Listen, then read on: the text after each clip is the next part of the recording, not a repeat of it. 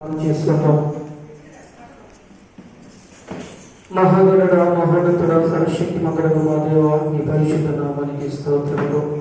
ఈ నూతన సంవత్సరము అయ్యా మార్చి మాసములో మీరు మా కొరకు ఏర్పాటు చేసినట్టు ఈ పరిశుద్ధ దినము ఇదనైనా మరి యొక్క భక్తుల పిల్లల సంఘములో మీ చిత్తానుసారంగా కుటుంబ తరపున పండుగ ఏర్పాటు చేసుకుని ఉన్నాము. ఈ రోజు ప్రభావ మీ పాదల చింత చేరితో పాత్రలు పడి మేము పక్షున్నాము.